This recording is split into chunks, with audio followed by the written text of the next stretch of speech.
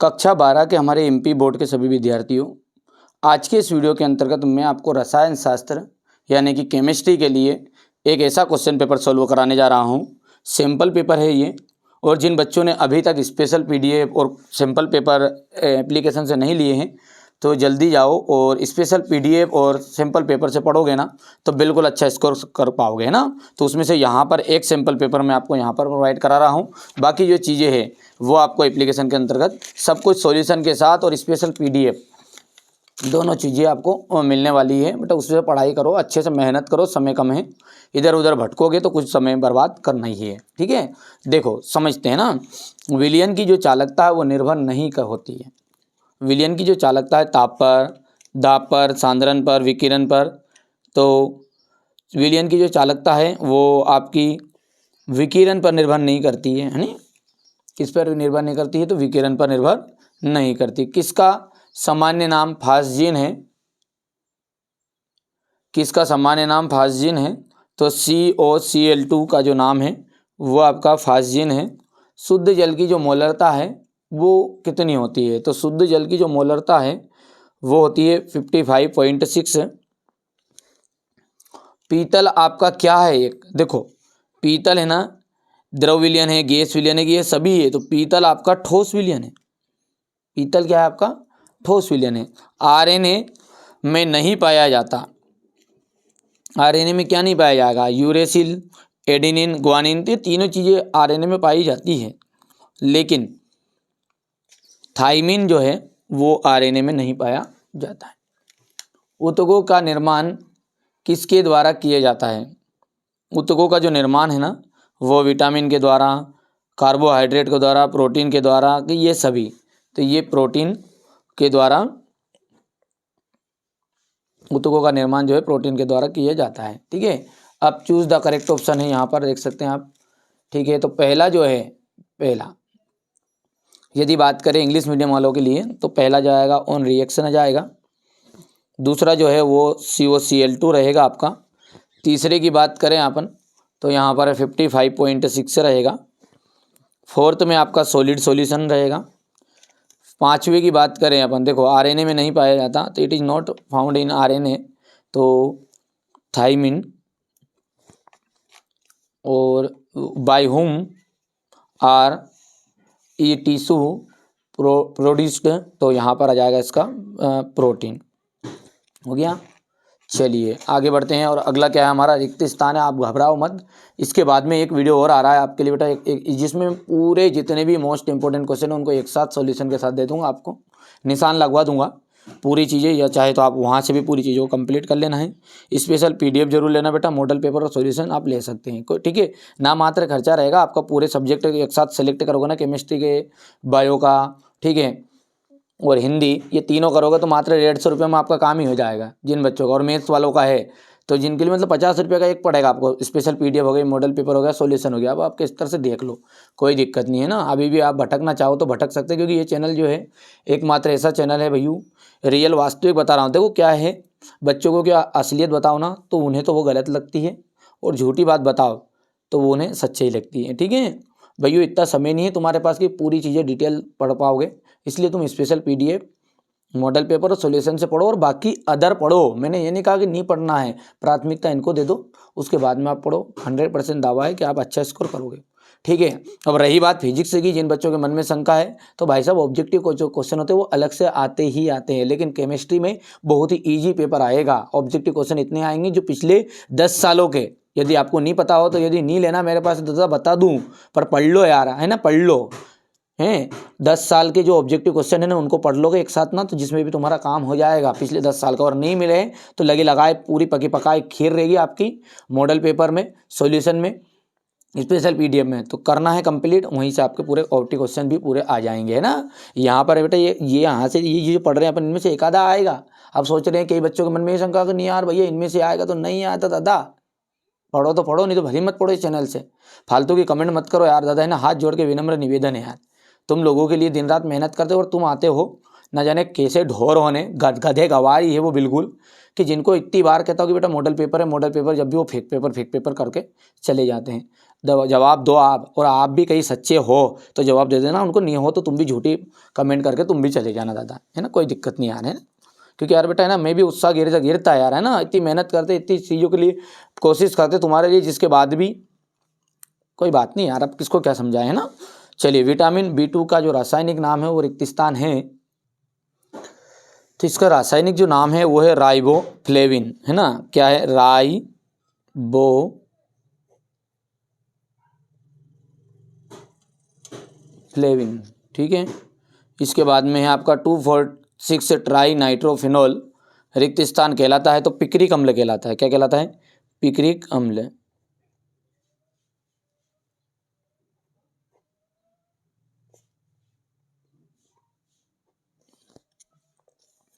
Methyl amine ethyl amine से रिक्त स्थान होता है तो कम क्षारी होता है, कैसा होता है, कम क्षारी होता है। जल की जो मोलरता होती है वो कितनी होती है, तो जल की जो मोलरता होती है वो 55.5 मोल, ठीक है, लीटर होती है, ठीक है, 55.5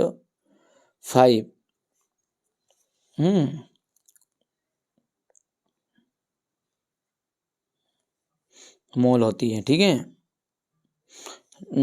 मानक हाइड्रोजन इलेक्ट्रोड का विभव, मानक हाइड्रोजन इलेक्ट्रोड का जो विभव है वो माना जाता है, तो वो कैसा माना जाता है ये बोल रहा है वो, ठीक है। तो यहाँ पर अपन मानेंगे 0 माना जाता है।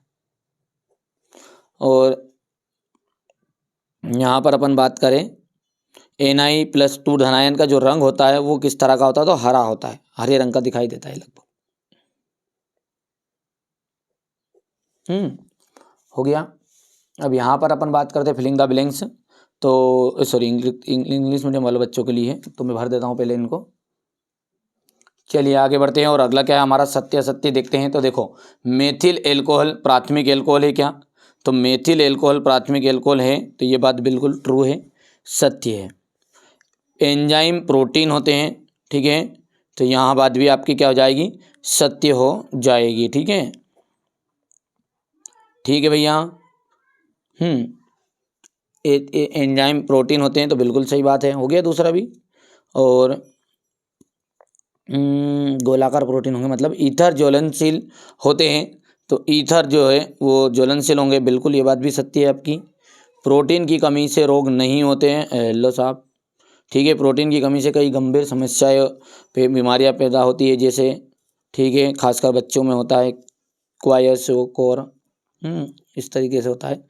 समूह 16 के तत्व हेलोजन कहलाते हैं, तो समूह 16 के जो तत्व है वो हेलोजन कहलाएंगे क्या, गलत बात है, समूह 17 के तत्व को कहते हैं, समूह 17 के तत्व कहलाते हैं हेलोजन, है ना।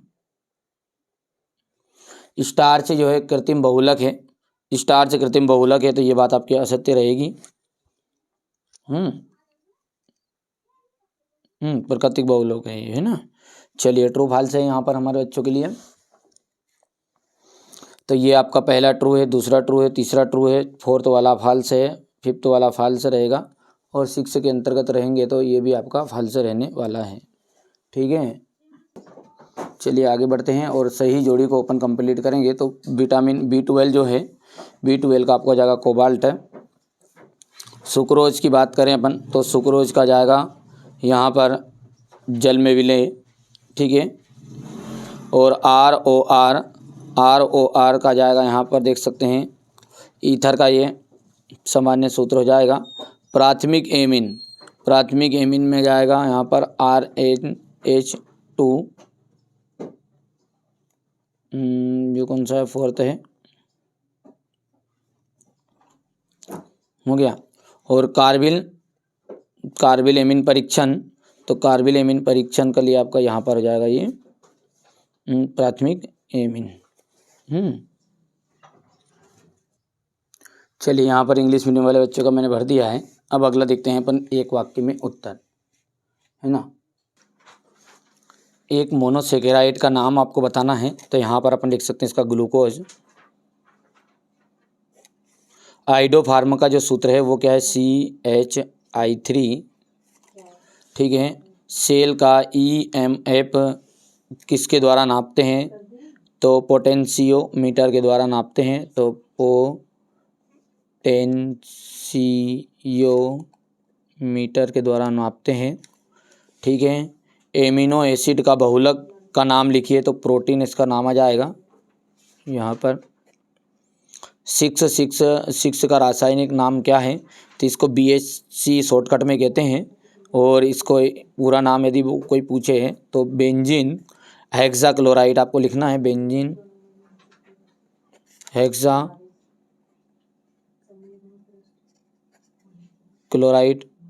ठीक है, हो गया। अब यहाँ से आप देख सकते हैं सेल स्थिरांक क्या है, लोहे पर जंग लगने वाले विद्युत रासायनिक समीकरण आपको लिखना है। लवण सेतु क्या है, इसके कार्य। निम्नलिखित में स्थिरांक से अभिक्रिया की कोटि की पहचान लिखिए। हो गया। यहाँ पर आपका जाएगा ये 3D समीकरण, संक्रमण श्रेणी के तत्वों का सामान्य इलेक्ट्रॉनिक विन्यास देना है। D और F ब्लॉक के तत्वों में अंतर है। यहाँ से क्वेश्चन नंबर 9 है ये क्वेश्चन नंबर 10 हो गया आपका। अभिक्रिया को पूर्ण करना है, ये अभिक्रिया अधूरी है जिनको। ठीक है, और अभी तक आपने चैनल सब्सक्राइब नहीं किया तो कर लेना, क्योंकि इस चैनल पर आपको एक ऐसा आने वाला है अगला कि इसमें पूरे IMP क्वेश्चन एक साथ ही दे दूंगा। सीधी सी बात है, आपको पढ़ने की ज़रूरत नहीं पड़ेगी, ताकि हमारे बच्चों को दिक्कत नहीं आए। बस है ना, हमारा तो कोशिश यही है यार कि आप अच्छे अंक प्राप्त करें, है ना। जिन बच्चों ने अभी तक मॉडल पेपर नहीं लिए, एप्लीकेशन से सॉल्यूशन नहीं लिया है, साथ में स्पेशल PDF नहीं लिए, तो ले लेना है, क्योंकि उसमें से 100% श्योर आने वाला है। ठीक है, जिन बच्चों को ये लगता है नहीं कि नहीं आता तो भैया मैं स्टाम्प पे लिखा पढ़ी कर दूंगा, और क्या करें आपकी बात। ठीक है, तुम्हें ये लगता होगा कि नहीं आया तो कोई बात नहीं है। अब जिनको भरोसा नहीं है उनको तो भरोसा होगा ही नहीं भैया दादा, है ना, सीधी सी बात है। अपन ऐसा नहीं कहते कि नहीं यार कि भैया कि असली पेपर है कि क्या है, वो तुम्हारे हिसाब से देख लो, एग्जाम में आना चाहिए पेपर, बस सीधी सी बात ये हमेशा बात कर रहे हैं। ठीक है, और 50 रुपये में कभी बचा के करोड़पति बन जाओ तो बचा लेना। वो जिन बच्चों ने नहीं लिया अभी तक भी समय है, समय के बाद में निकलने के बाद में नहीं आएगा, बस पछताते रहना। चलिए, हो गया है।